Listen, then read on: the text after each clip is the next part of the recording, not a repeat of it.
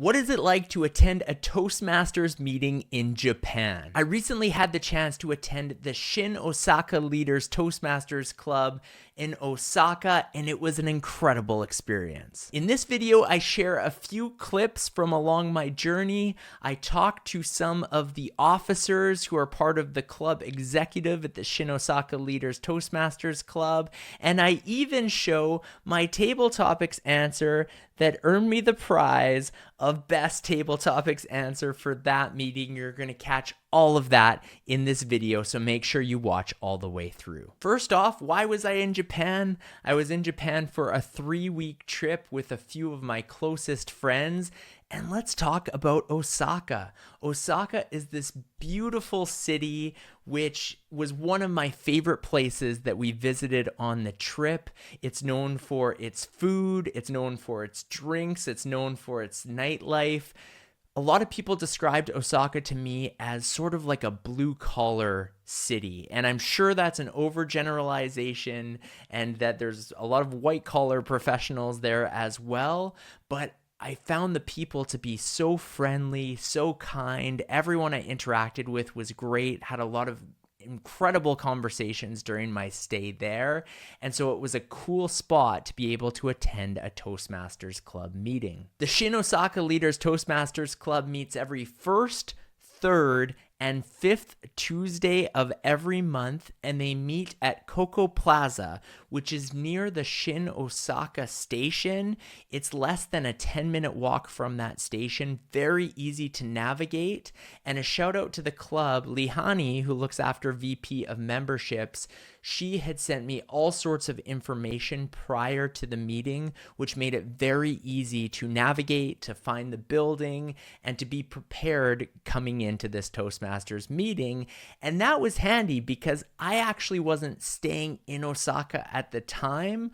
Shortly after this meeting, I went to Osaka and stayed there for a few days. But at the time of the actual meeting, I was in Kyoto.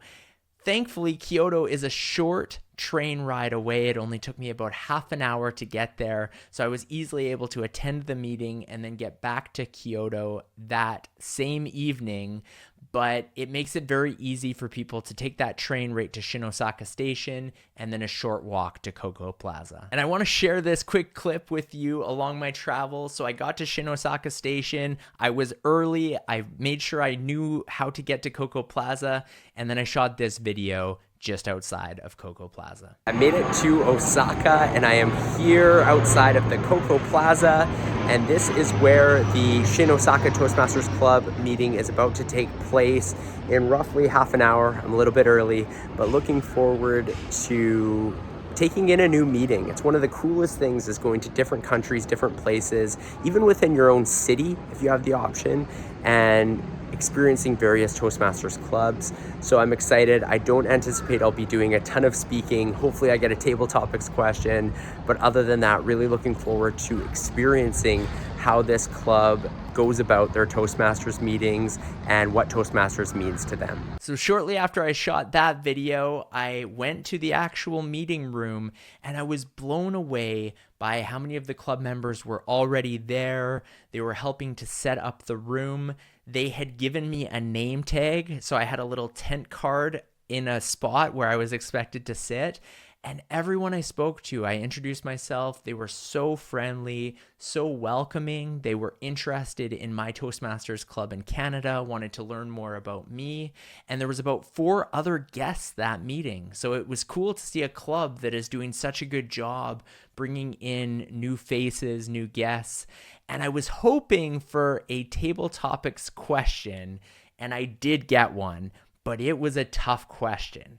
The question I received at this meeting, and all of the questions were related to Mother's Day, the question I got is, what is one thing you would change about your mom? And that is tough to answer for anyone, especially me, because I have the sweetest mom in the world. She is so kind. She is so caring, so thoughtful. I like to think the good attributes I have of being a kind and patient person definitely are a product of my mom and her upbringing, the way she brought me up. So that is a tough question to answer, but thankfully I have a little story and I should say I had a little story prepared in the back of my mind, and this question teed into it nicely.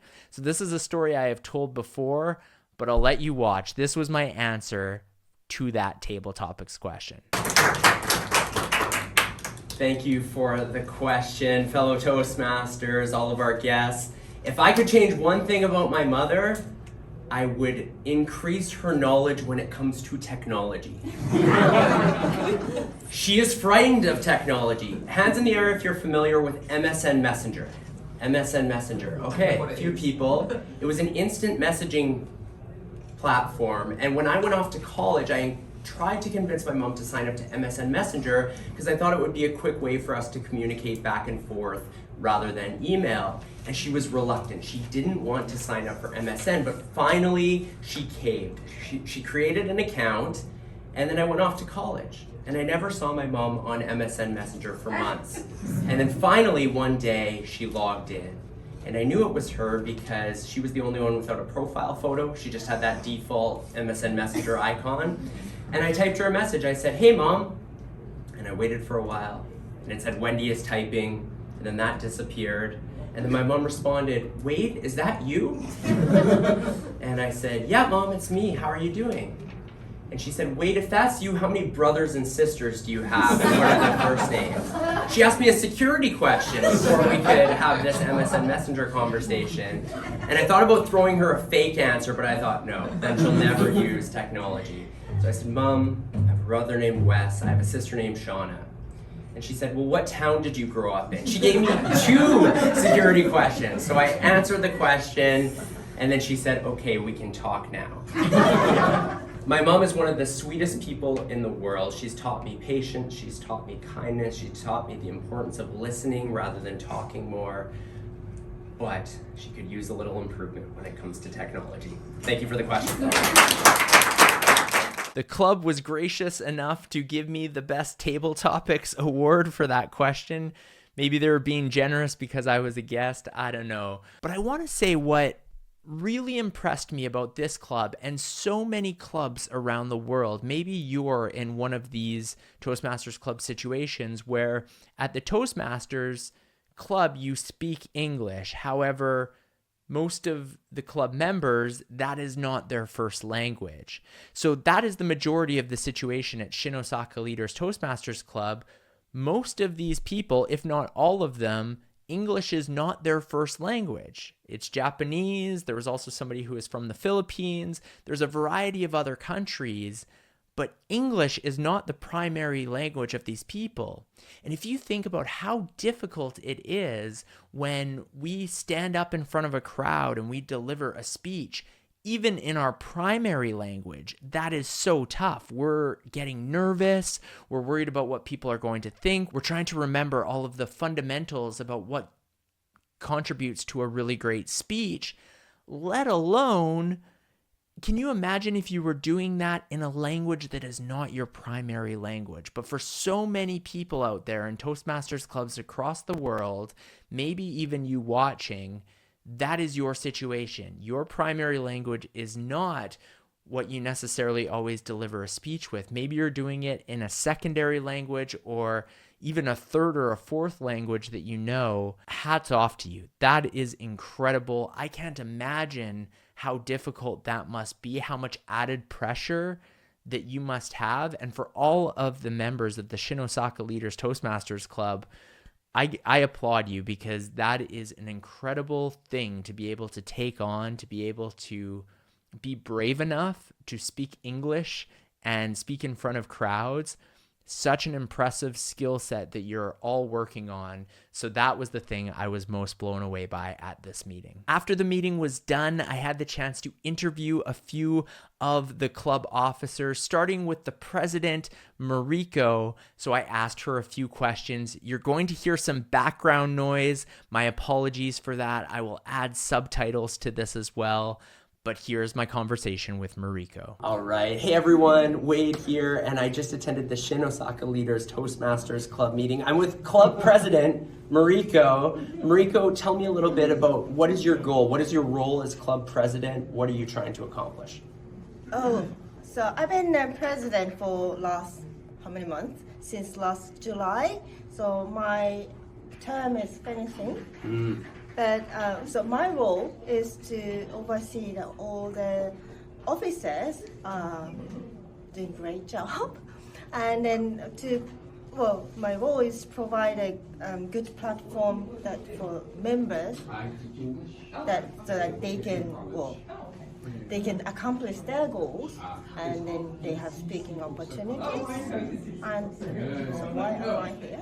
Why did you join Toastmasters in the first place? For first place, I was very nervous speaking in public, and then I was a really bad experience of speaking in public and facing to the audience. I got nervous and my voice trembled, and I wanted to overcome that. Well, you've done an incredible job. I mentioned this earlier in the video, the level of speakers here is incredible. One last question for you. What advice would you give to the next president? So you said you're coming to the end of your term. From all of the experience you gained, what is one piece of advice you give to an incoming president? Well, this club, as you have seen, there are various kinds of people, but everyone is really highly motivated. So I think what the next president, what I want the next president to do is to respect what they want to achieve and lead the team with a great energy. Well said. Thank you so much, Mariko. And if you are in the Osaka area, make sure you check out this club, the Shin Osaka Leaders Toastmasters Club. It'll be worth your while. Next, I spoke to Lehani, who is the VP of Membership. Lahani's the VP of Membership. Lahani, how long have you been with the Shin Osaka Leaders Toastmasters Club? Yes, I've been a member for 1 year now, but I was a young Toastmaster when I was 16, and that was in my heart for a long time, and now I'm a member and an officer.